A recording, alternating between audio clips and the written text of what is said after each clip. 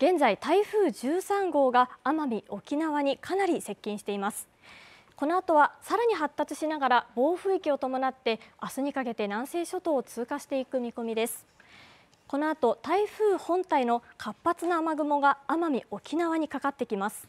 暴風となり猛烈な風が吹くところもありそうです。